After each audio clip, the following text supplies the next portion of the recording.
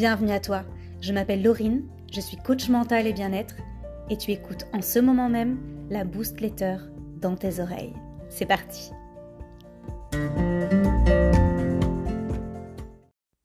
La nouveauté, l'ingrédient bien-être méconnu et pourtant indispensable.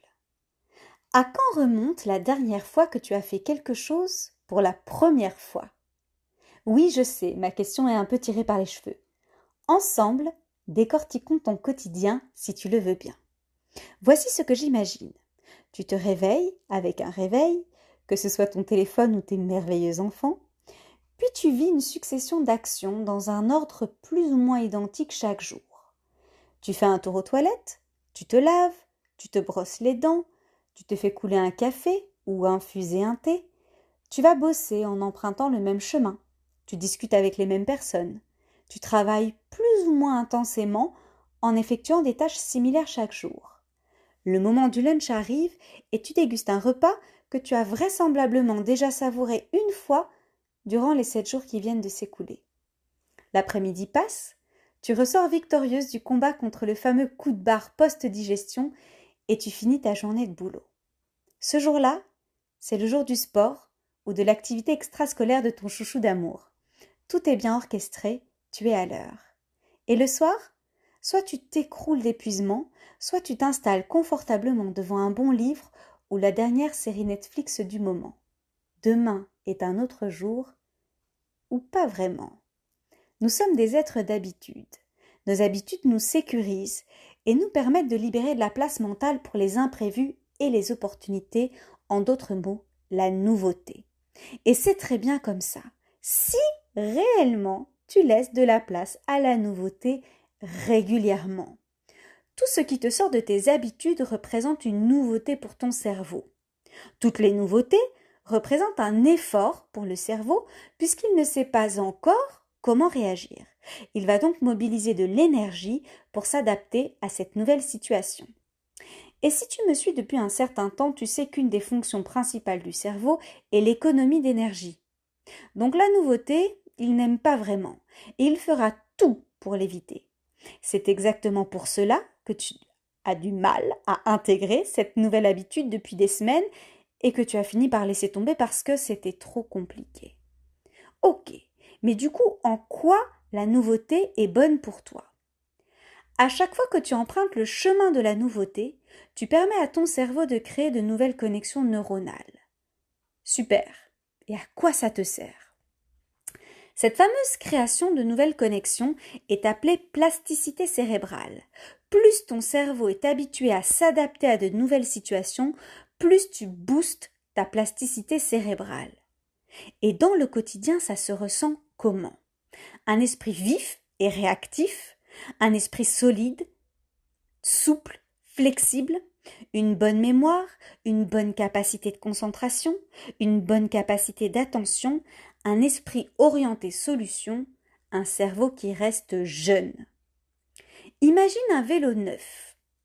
Tant que tu l'utilises régulièrement et que tu fais l'entretien du dérailleur, de la chaîne et des freins, tout va bien. Imagine ce même vélo qui reste immobile dans un coin du garage. 15 ans plus tard, tout est rouillé. Et même pour faire un trajet connu et maîtrisé, ton vélo t'est inutile. Il ne répondra pas à tes commandes. Ton cerveau, c'est un peu la même chose. Si tu le stimules régulièrement, grâce à la nouveauté, tu entretiens ta plasticité cérébrale. Non seulement ton cerveau est vif et performant aujourd'hui, mais dans 15 ans, il te permettra encore de s'adapter et d'apprendre.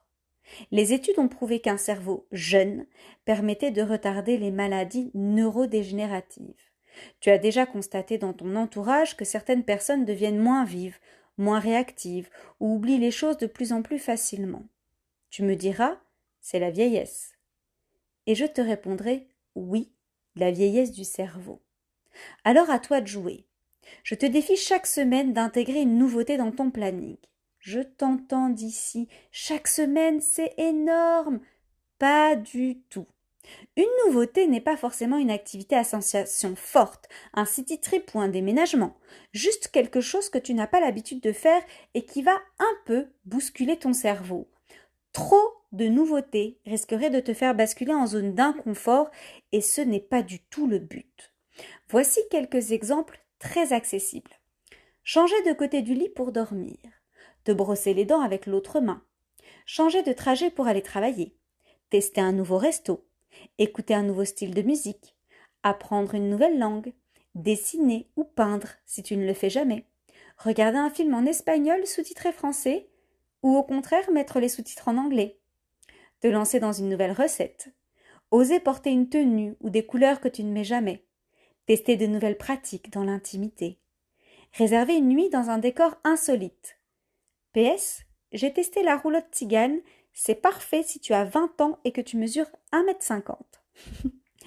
Partir en vacances dans un pays à découvrir, organiser une soirée à thème, te laisser chouchouter si tu n'en as pas l'habitude, faire une sieste, t'accorder du temps, aller au ciné en solo, commencer un nouveau sport, t'inscrire sur une appli de rencontre, petite dédicace à la Boost Letter numéro 8. Bref, il y a des milliers de possibilités. Alors je te repose la question, qu'as-tu fait de nouveau ces 7 derniers jours? Moi, j'ai conduit une barque à moteur pendant 2h30. Trop cool, même si c'est assez lent. J'ai visité le festival des ortillonnages d'Amiens. Génial. J'ai dégusté un nouveau thé dans une librairie Tea Room qui vient d'ouvrir. Très chouette concept au passage.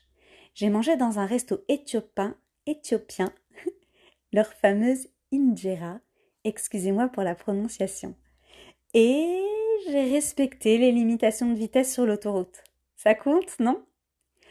Alors agrémente tes semaines de nouveautés qui vont booster ton bien-être parce qu'en plus de ta plasticité cérébrale, tous ces moments de découverte et de plaisir vont booster tes hormones de bonheur et ton estime personnelle. À toi de jouer. Je te laisse sur un sourire et te dis à très vite. Bisous Boost. Je te remercie d'avoir écouté jusqu'au bout. Je te dis à la semaine prochaine et en attendant, file sur mon site internet coachinglaurine.com pour récupérer tes cadeaux et toutes les informations dont tu as besoin. Je te souhaite une belle nuit ou une très belle journée.